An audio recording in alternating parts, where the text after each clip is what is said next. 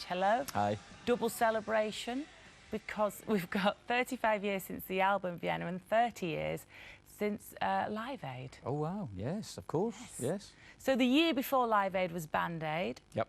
Do They Know It's Christmas? Did you write and produce it? Yep. Yes. And you herded a gaggle of pop stars into a studio, and it was such a success that yourself and Sir Bob thought, let's go bigger with this and we'll do Live Aid. Yeah. It was a televisual feat never before achieved, wasn't it? It was live at Wembley, live in Philadelphia.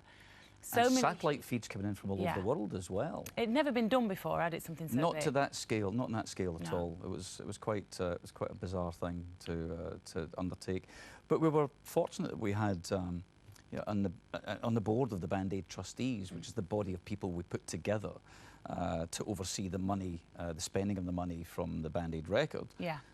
One of the trustees was Michael Grade, now Lord Michael Grade, who was the head of the BBC. So he was a handy man to have, really. Helpful. And he got us, 5 hours of prime time television Saturday afternoon. How did you get roped into all this? With writing and producing Band Aid. Were you and Bob close mates? Bob and I had known each other since I was in the Rich Kids, I suppose, and he was starting out the Boomtown Rats, and he used to come and see the Rich Kids when we were in Ireland and stuff. And we just known each other, and of course, Bob's girlfriend at the time, soon to become his wife, Paula Yates, was a journalist, so she knew everybody. She was the connector, So I'd known Bob and Paula, and we used to hang out together and things. But and it was because I was talking to Paula, who was hugely pregnant, on a TV show, The Tube, and Bob was at home kind of twiddling his thumbs because the Boomtown Rats had been and gone. Yeah. And Bob called Paula, and Paula said, "Midge is here," and he said, "Let me speak to him," and then told me that he'd just seen the first footage that Michael Burke at the BBC had shown on the news. And he said, "I'm disgusted, I want to do something. Can we talk? Can we get together?" And we got together a couple of days later and came to the very obvious conclusion that we're not skilled at anything whatsoever, except, maybe writing a song. And we thought if we could have a #1 record, we could maybe, with the help of all our friends, raise £100,000. How much did it raise in the end? I mean, it's still going because obviously every time that record gets played, it generates income. Yeah.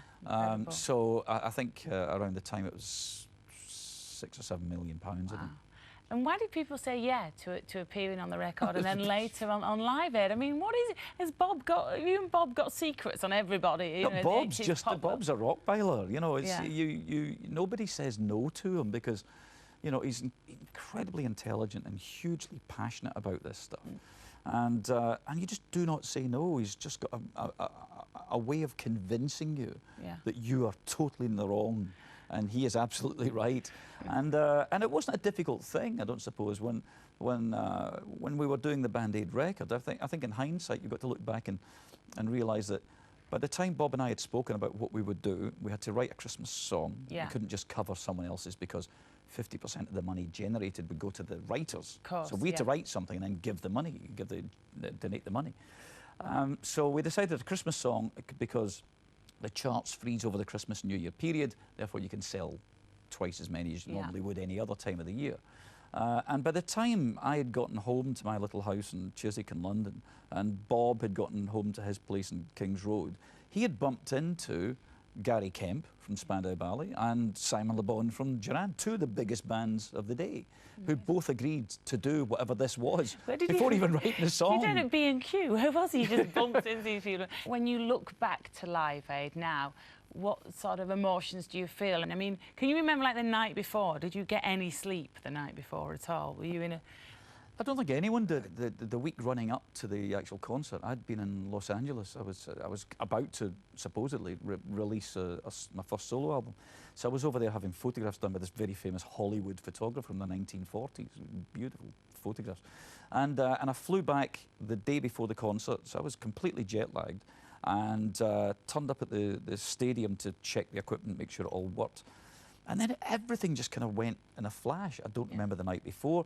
I do remember the only way the artists could get into the stadium on the day was flying in by helicopter, which sounds very flash, but very scary, really. Didn't they fly onto a cricket pitch? We flew onto some kind of bit of grass next to it. And there's a great story, I think, about David Bowie. There was a wedding going on. Someone was getting married in this flat bit of ground, and a helicopter comes down and lands. And David Bowie pops out the plane and has his photograph taken with the young couple getting married.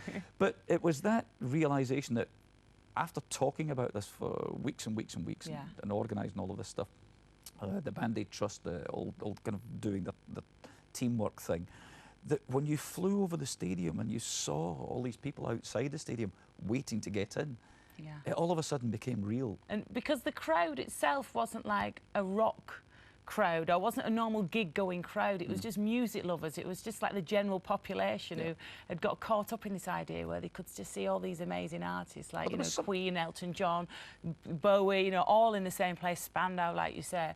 And it was just, they were all just there for this one big reason. So it must have been pretty emotional. And I think the audience realised that the ticket they had in their hand that let them into that was something really special. It was like Willy Wonka.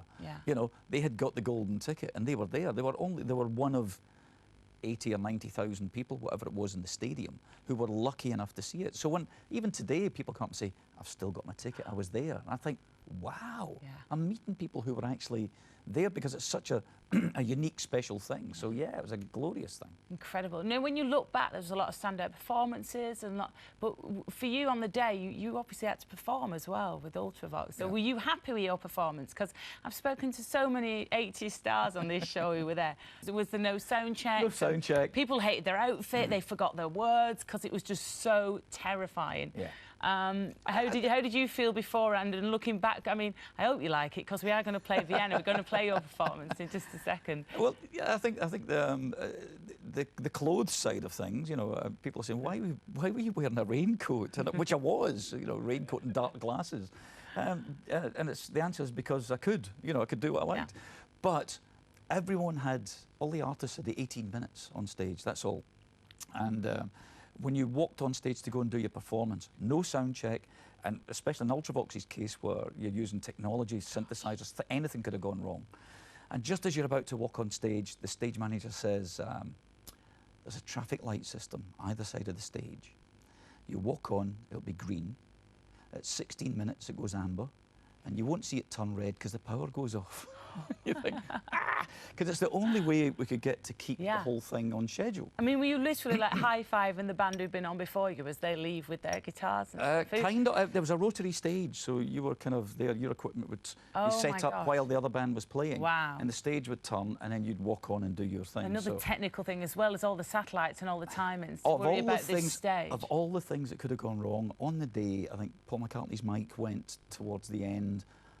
It was a logistical heaven because, I mean, it was a nightmare, but it turned to heaven simply because it all worked. You know, only a couple of minor things happened. Well, during Vienna, you look like you're having a ball. You look like you're really enjoying it.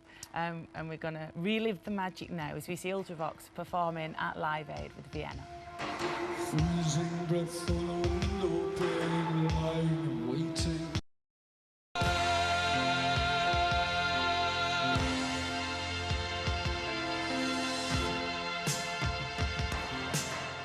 So that was Vienna, performed, of course, by Ultravox at Live Aid in 1985. You look happy there, Midge. Yeah, I think relief and sheer ecstatic. I mean, it was great. It was such a... You could have cut the atmosphere and taken it home. You know, it was just wonderful. Must have been just such a buzz on there. Such an amazing crowd. Well, the audience was singing along, and they were doing they were doing that fabulous, you know, Radio Gaga hand clap, pointing in the air thing to the Vienna drum beat. It was just electric. It was fabulous. And backstage, what was it like? Was it just a plethora of pops? I mean, were there any room for egos that day? Because I guess people were pretty much shoved on and off stage, weren't they? They couldn't really... they were. Everyone knew why they were there. You know, there was no doubt. There was no grey area. You know, you're there for a reason. You're there for the cause, and that's it. But there was a great moment just prior to the concert kicking off. They put all the artists in this massive big green room, a big holding area, full of, you know, rock stars and pop stars and stuff. And without a word to each other, the different genres of music all collected together. So you'd get all the kind of electronic guys all gathering in one corner. And the new romantics. In one corner, all kind of checking out each other's outfits. And then you get the kind of rockers over in the other corner. Cool. And it was great because the whole day opened up with Status Quo Yes. being rocking all over the world. Who were a little bit controversial in some aspect because they weren't seen as cutting edge and they'd been around for a bit. But they really handled themselves out there, didn't they? You couldn't find a better song to Yeah. kick off rocking all over the world. Yeah, A global perfect. concert. It was just amazing. So they had to be there Yeah. for that. But backstage, everyone's milling about and hanging around and whatever. And then you hear Status Quo fire up, rocking all over the world. And you look round the room and everyone's heads and feet were going. Everyone's going, yeah, wow, what's happening? Amazing. This is great. And the buzz started at that moment. And Lady Di was there, wasn't she? Lady Diana was Yep. there. Oh, she Princess Diana by then, I think. Yes, and with Prince Charles. And she was a huge sort of pop music fan. Yep. So was that kind of an extra buzz? Were you in the lineup along with Elton and everyone to meet the royals? Not that day, I wasn't. No, it was just. dare they? I was Were you snubbed. running around? I was. How dare she? I was snubbed. No, I think the great thing about that was the royals were only allowed to be there for an hour, security sake. And by all accounts, Princess Diana went home and watched the rest of it on television in her bedroom. And she was very miffed that she wasn't allowed to stay the whole day. Yeah. Because it was her thing, you know. Yeah, it was totally the her Princess thing. Trust and all of that. It was all her, you know, her thing. Yeah, she loved music, Yeah, didn't yeah.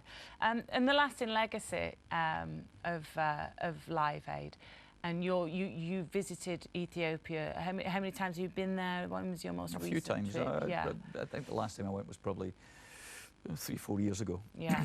And can you see where the money's gone, and can you see the difference that it's made and the legacy that's left behind? I went with the initial aid that the Band Aid record purchased. Either Bob or I had to go, Yeah. or the cameras wouldn't go. So I went there, and I came back after only being in Ethiopia for 12, 14 hours, whatever. I came back vowing I'd never go again. Yeah. because it was harrowing. You know, it was, you know, I'm a musician. I'm not cut out for that stuff. Yeah. And I went back 20 years later as an ambassador for Save the Children, and they said you've got to go back and see the difference and see the difference that it's made, because it's been a big question for 30 years. Did it make a difference? I went back and I met the difference. I spoke to people who were in aid camps, who were kids who had lost their families, lost everything, and they survived. Because people put their hand in their pocket and donated to that concert or bought that record or whatever. Yeah. So part of the ongoing legacy, yes, it's great. You know, look at Africa now, it's a very different country now, a very different series of countries. Yeah. And it's made a massive difference. And of course, even here, part of the legacy is that every time that record is played, it still generates income. Yeah. You know, and as a person, you've got to have some pride there that you were part of something so massive. I mean, obviously people bought the record and people pledged their money, but for you personally, you know, when you're sitting there in the retirement home for old pop stars, Done rocking. Yeah, when you're sitting in done rocking with your tartan blanket over your lap, you've got to be proud of the hard work that went in there. And I'm proud of the industry. The music industry is notoriously shark-infested, selfish industry, and the industry itself gave up the profits. They made Band Aid happen. Yeah. They made that thing that we thought would generate £100,000. They turned it into the 7 million because they didn't take the profits. The retailers didn't take the profits. All of that stuff. So the industry, for the first time ever, had done something great for the world, and it was great. So in retrospect, yes, you can look at it and think, you know, rather than pride, I think I was glad to be part of it. I was glad to be there. It was like an honour to be part of Yeah. it. We're going to finish with a standout moment now from Queen. Can you remember when Queen took to the stage and Freddie just owned it? They were magnificent. I mean, many artists did their 18 minutes different ways.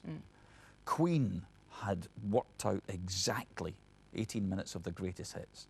Okay. And they went on there, and Freddie was in his element. You know, he commanded the audience. They had him in the palm of his hand. You know, he'd do his singing thing, and then they all sing back to him, and wonderful stuff. But they did this 18 minutes of non-stop wham, bam, bam, bam, bam, hit after hit after hit, and reminded the world of the brilliant band that they were.